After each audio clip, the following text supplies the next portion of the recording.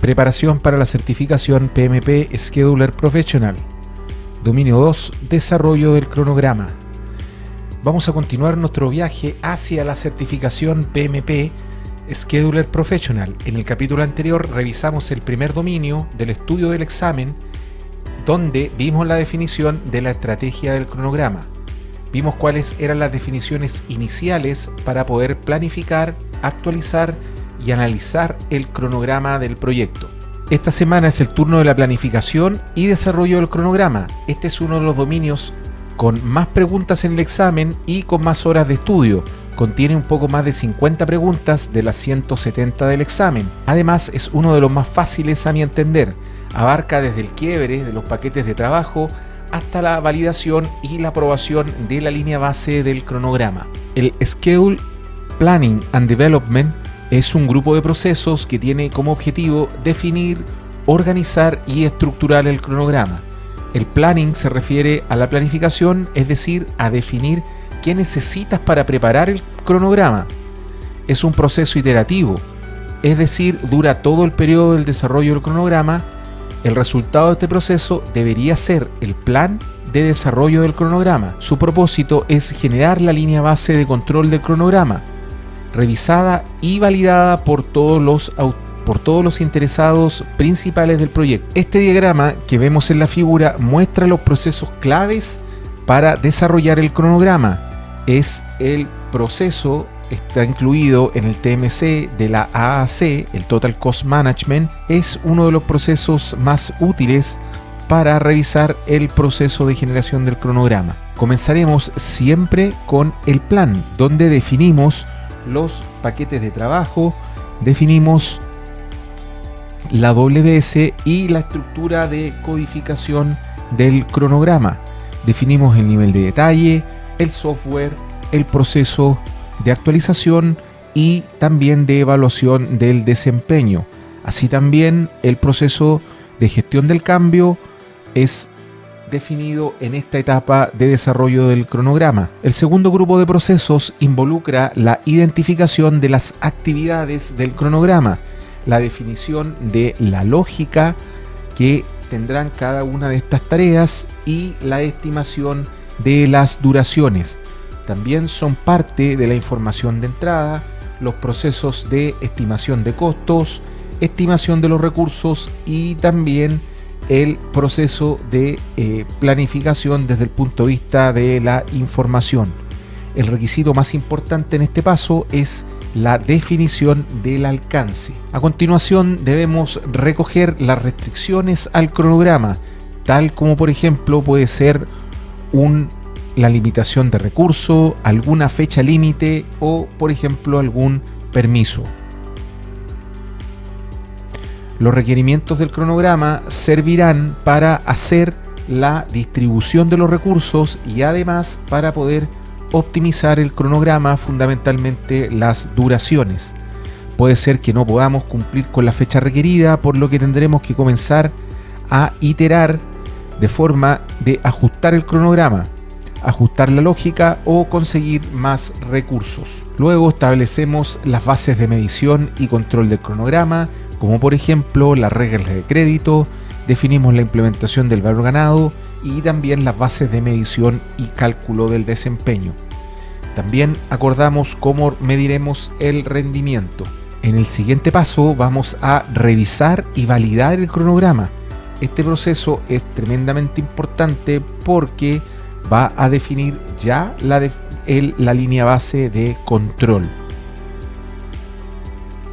Uno de los pasos finales es documentar y comunicarle a todo el equipo que el cronograma ha sido aprobado. Además, comienza la validación de la línea base, uno de los entregables principales en este proceso. Ahora vamos a ver las tareas que están involucradas en este dominio. Para este dominio de Schedule Planning and Development vamos a tener 12 actividades o tareas. Es uno de los más extensos y cuenta con 50 preguntas aproximadamente en el examen. Cada una de estas tareas representa una responsabilidad clave que un planificador debe dominar en cada uno de los dominios. En el Schedule Planning, como ya lo dijimos, tenemos 12 tareas fundamentales a desarrollar.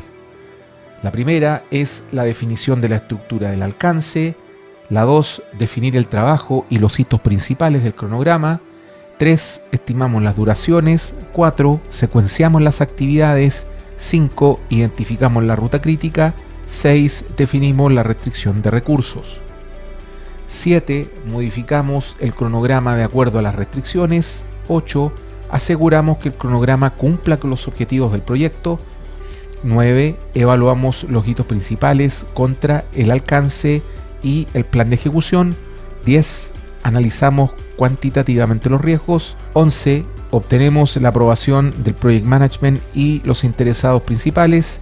Y el 12, establecemos la línea base de control. Vamos a ir ahora revisando cada una de las tareas. La tarea 1 se refiere a la estructura del alcance y a las distintas herramientas que me ayudarán a definir este alcance. Desarrollar el WS, el OBS, el diccionario de cuentas de control, los paquetes de trabajo a través de las distintas comunicaciones con los interesados y el análisis de los compromisos del contrato. Vamos a ver un ejemplo de las preguntas que están relacionadas con esta tarea. Por ejemplo, ¿cuál es el propósito primario de la WBS? 1. Identificar restricción de recursos. 2. Crear el Project Charter. 3. Definir el alcance total del proyecto. D. Asignar recursos a las tareas. Obviamente, la WBS es la herramienta principal para definir alcance. Por ende, la correcta es la C. Definir el alcance total del proyecto. C. El WS define el alcance total en el proyecto, quebrando en paquetes, componentes más manejables y más pequeñas. La tarea 2. Definir el trabajo que debemos ejecutar a través de la definición de las actividades e hitos, a través de la comunicación con distintos interesados, la descomposición y la aplicación de las políticas y los procedimientos de programación para identificar el trabajo que debemos desarrollar. Vamos a ver un ejemplo en esta tarea. ¿Cuál es el principal salida del proceso de definición de actividades? A. La línea base del cronograma. B. El listado de actividades. C. El WS. D. El calendario de recursos. Ya sabemos que una vez definidas las actividades, gracias a la WS, por ejemplo, tenemos que obtener un listado de actividades. Por ende, la que más se acerca es la alternativa B. Dice que el listado de actividades es el output o la salida principal y restricción de todo cronograma de actividades requiere en el proyecto. Vamos a la siguiente. La tercera tarea se refiere a la estimación de la duración de las actividades, utilizando juicio experto, algunas técnicas de programación, como por ejemplo la de 3 valores, paramétrica, análoga y la técnica PERT para desarrollar el modelo del cronograma. Vamos a ver una de las preguntas que pudiera relacionarse con este tópico. ¿Cuál técnica es usada para estimar la duración de las actividades cuando tenemos una disponibilidad muy limitada de data o de información? A. Estimación bottom-up. B. Estimación de 3 puntos. C. Estimación paramétrica. Y D. Estimación análoga. La estimación 1 y 2 requieren una gran cantidad de información, pues parte del detalle hasta lo más general. La C es una estimación paramétrica que fundamentalmente tiene que ver con estudios ya hechos de benchmark anteriores, y el C compara proyectos similares y se utiliza cuando no tenemos mucha información, es decir, se ocupa información histórica de proyectos similares, pero lamentablemente tiene muy poca precisión. Vamos a la número 4. Secuenciar las actividades es una de las tareas claves de un buen programador. La utilización de los diagramas de precedencia y las relaciones más utilizadas es fundamental. Acá los conceptos claves son las actividades sucesoras, las actividades predecesoras, en serie y en paralelo, cascada de actividades y también los tipos de relaciones. Ahora vamos a ver una de las preguntas que pudiesen pertenecer a esta tarea. ¿Cuál de las siguientes herramientas es usada para secuenciar actividades? A. Estimación análoga. B. Juicio experto. C. Determinación de las dependencias. Y C. Agregación de costos. La C, dependencia de la determinación de las dependencias, es usada para identificar las relaciones entre las actividades.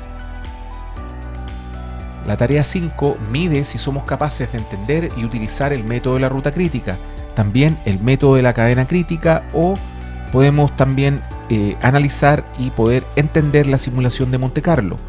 Estos puntos ocupan un lugar fundamental en esta tarea. Vamos a ver ahora los tipos de relaciones que son los más preguntados en estos tipos de exámenes. Recordemos que el más utilizado es, vamos a cambiar acá,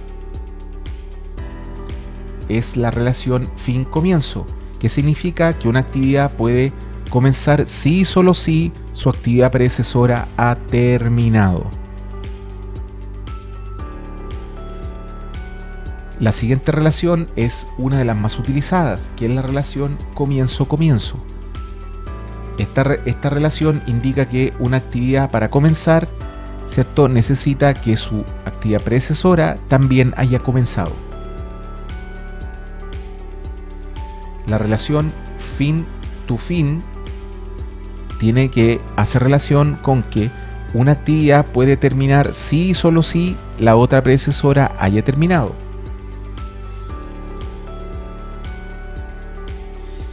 Ahora veamos el concepto de fechas tempranas y fechas tardías. Las fechas tempranas son las fechas en las cuales el proyecto puede empezar y terminar de forma más temprana. Si una actividad tiene holgura, también tendrá fechas tardías, que son las fechas más tardes en que un proyecto puede empezar y también terminar. La relación que existe entre una y otra está muy bien definida a través de la duración. Lo vamos a ver ahora en el siguiente ejemplo, en donde tenemos 4 actividades y tenemos 2 rutas, la superior y la ruta inferior. La duración de las actividades está definida aquí arriba de la caja: 5 para A, 10 para B, 7 para C, 5 para D. Vamos entonces a calcular primero las fechas tempranas. Las fechas tempranas se calculan acá. Esta actividad A puede partir el primer día, la segunda, como son fin-término, puede empezar después del primer día y 5 días más puede partir la otra, es decir, al sexto día. Lo mismo que puede ocurrir en la actividad C, también comienza el día 6. Y ahora, para calcular cuándo la fecha más temprana de la actividad D, yo voy a sumar a las fechas tempranas la duración. Esta puede empezar después del día 16, es decir, el día después que termine esta actividad, o también el día después que termine esta. Pero como esta va a terminar el día 13 y esta el día 16, va a prevalecer la actividad B. Entonces, la actividad B quiere decir que después al día 16 esta actividad puede comenzar recién. Vamos a calcular las fechas tardías. Se empieza ahora con la pasada hacia atrás o pass forward, en cual la última actividad toma, ¿cierto?, la última fecha de fin temprano, es decir, el día 20, y nos vamos hacia atrás. Entonces esta actividad va a terminar de forma más temprana el día 20, es decir, su fecha de inicio temprano más 5 va a ser igual a 20. ¿Por qué más 5 si 16 más 5 es igual a 20? Porque esta actividad puede empezar. El día 15 es el día hábil en el cual comienza esta actividad. Ojo con eso, con las duraciones en esta, cuando resuelves malla en el examen. Ahora bien, el primer ejemplo ya sabemos que la última actividad siempre va a ser una actividad crítica, porque es una actividad que está al lado del fin y ya no tiene ninguna holgura. Por ende, vamos a mantener para las actividades críticas la fecha, el inicio temprano y el fin temprano son iguales al inicio tardío y al fin tardío. Y esto nos va a permitir empezar a discernir acá que si esta actividad, el inicio más tardío 16, cualquiera de estas dos actividades que son predecesoras puede terminar solo hasta máximo el día 15. ¿Ok? Entonces esta actividad puede terminar el día 15, le resto 10 días y el día 6 es el día en que puede comenzar. Ahora, acá abajo, si se dan cuenta, vamos a tener los mismos 15 días, vamos a tener menos 7 días y al noveno día va a ser el inicio más tardío de esa actividad. Si se dan cuenta, en donde todos los, tanto el inicio tardío y temprano y el fin tardío y temprano son iguales, son actividades críticas porque no tienen ningún tipo de holgura. Entonces ya sabemos que la ruta crítica va por arriba, por la actividad A, B y D, que son las actividades que tienen holgura igual a 0. Otro concepto importante es el concepto de atraso o adelanto. Recuerden que el examen es en inglés, por ende el atraso o lag es súper importante conocerlo porque sirve mucho para agregar esperas discrecionales que yo agrego al cronograma, y también sirve para nivelar recursos. En la nivelación de recursos, los lag se ocupan para poder atrasar actividades. Aquí ya lo están viendo, es un atraso permitido, el lag. Atrasar actividades para que comiencen más tarde y así poder nivelar recursos comparando con otras actividades.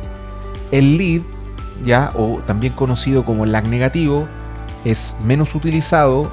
También es una buena práctica no utilizarlo, pero también se utiliza en algunas oportunidades para poder retrasar adelantar, anticipar el inicio de una actividad independientemente que éstas sean fin-comienzo.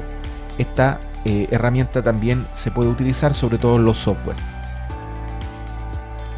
Vamos a ver algún ejemplo que puede venir en esta tarea. Dice: ¿cuándo deberíamos reevaluar la duración de la ruta crítica de un proyecto? A, solo cuando el proyecto comienza. B, todos los meses. C, cada vez que actualizamos el cronograma. Y D, solo si los costos cambian. Obviamente, cada vez que hacemos un update o actualizamos el cronograma, debemos evaluar la ruta crítica. Esto, una buena práctica fundamentalmente en ingeniería de construcción, es hacerlo de forma semanal. C, debería ser cada vez que se genera un reporte y los cambios toman efecto.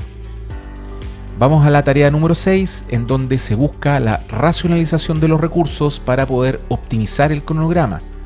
Debemos definir cuáles son nuestras limitaciones de recursos para poder hacer esta racionalización. Una de las preguntas que pudiera venir en esta tarea es qué técnica de desarrollo de cronograma permite a las actividades ser programadas basada en su disponibilidad de recursos. A, el método de la ruta crítica. B, nivelación de recursos. C, fast track. Y D, crashing. Obviamente, cuando queremos hacer análisis de disponibilidad de recursos, una de las herramientas más importantes es la nivelación de recursos. porque nos permite ajustar las actividades según la disponibilidad de los recursos y los histogramas a la vista que tenemos cuando vamos desarrollando el cronograma. La tarea número 7 pretende buscar la nivelación de los recursos por parte del programador, así optimizar y racionalizar su uso. Esta pregunta pudiera ser parte de esta tarea. ¿Cuál es la diferencia entre la nivelación de recursos y la suavización de recursos? A. La nivelación considera holguras, mientras que la suavización no. B. La suavización cambia la ruta crítica. C. La nivelación afecta la ruta crítica, mientras que la suavización no. Ambas pueden extender la duración del proyecto. Vamos a ver la respuesta. Y la nivelación de recursos puede, no necesariamente lo hace, puede cambiar la ruta crítica y por consiguiente la duración del proyecto, mientras que la suavización de la curva no impacta la ruta crítica. Esa es la diferencia entre las dos técnicas. La actividad número 8 hace referencia a cruzar el cronograma con el cronograma maestro de la compañía u otros cronogramas del plan de desarrollo o el programa, es decir, el grupo de cronogramas de la compañía, de la cartera. Vamos a ver algunas de las preguntas asociadas a esta tarea. Dice, ¿cuál de estos no es un propósito de la integración de cronogramas? A. Evitar inconsistencias entre diferentes partes del proyecto. B. Mejorar la toma de decisiones. C. Incrementar la probabilidad de llegar a las fechas límite. Y C. Reducir la duración del proyecto. Para esta respuesta tenemos que ir descartando, porque todo lo positivo no va a ser la respuesta correcta.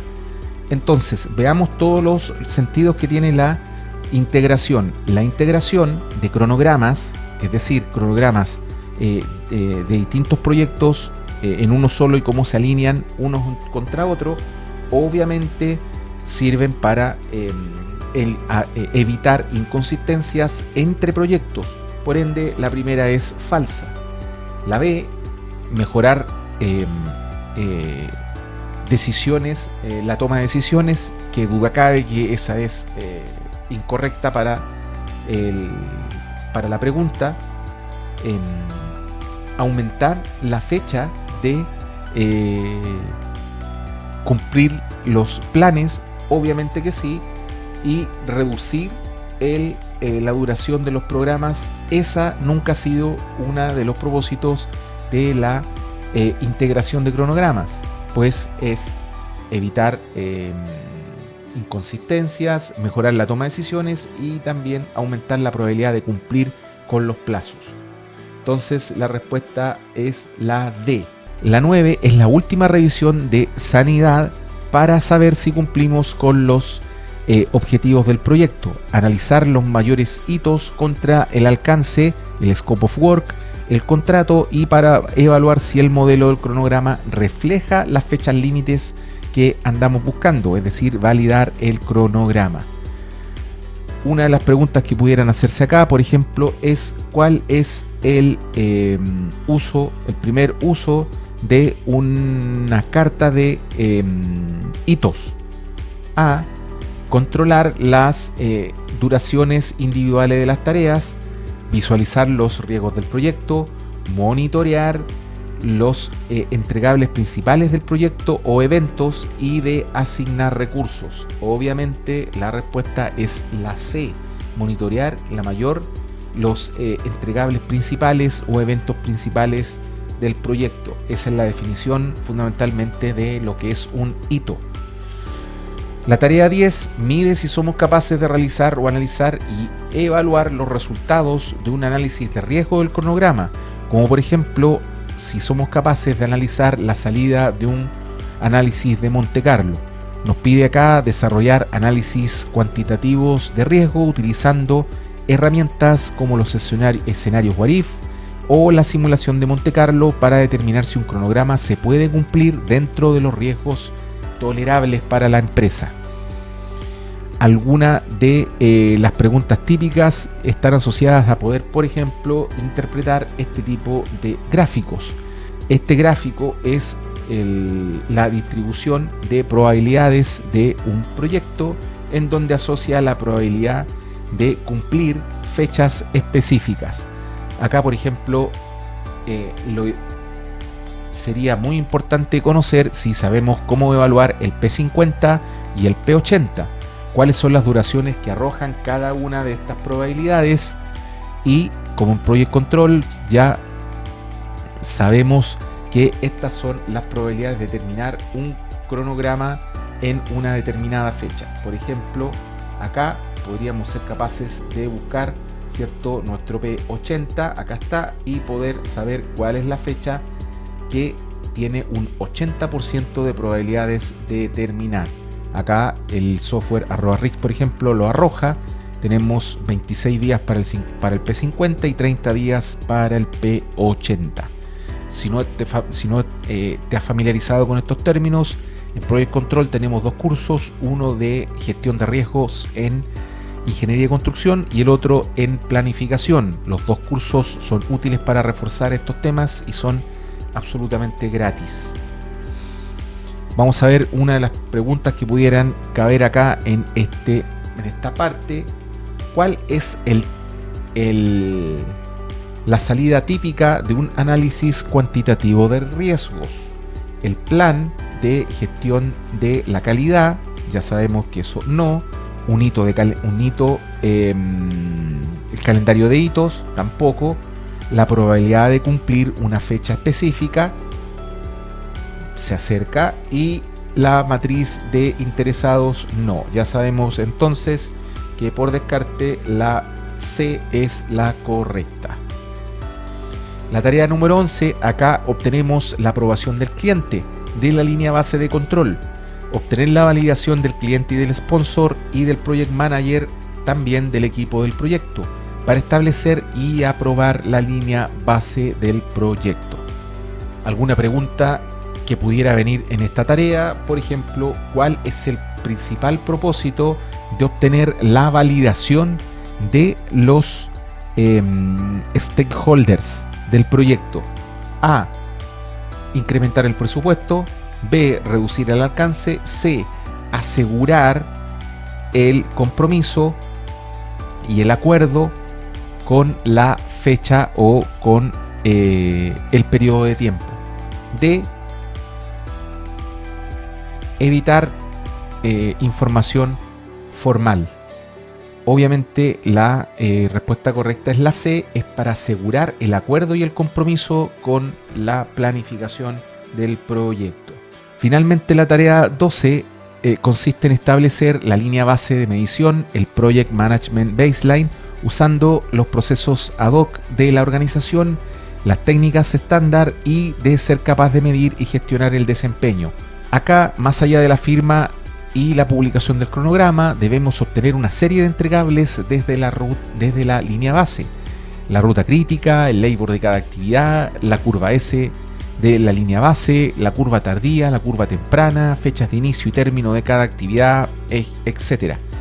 En general, es una serie de entregables que me ayuden a controlar el cronograma en la siguiente etapa. Veamos algún ejemplo de preguntas para esta tarea. ¿Qué es la línea base del cronograma en gestión de proyectos? A. Una lista de actividades. B. Un reporte final. C. Una versión aprobada del cronograma usada para medir el rendimiento. D. Un calendario de recursos. Obviamente la respuesta es la C, porque es el cronograma aprobado oficialmente, el cual incluye fechas de inicio y término para medir el rendimiento del proyecto. Ya terminamos la revisión y el repaso del dominio número 2. Si no te sientes cómodo con las preguntas, te invito a revisar el curso de scheduling en nuestra academia controldeproyectos.com. El curso es totalmente gratuito. Te dejo el enlace en la descripción del video. En el próximo video repasaremos el dominio número 3, el Schedule Monitoring and Control. Nos vemos.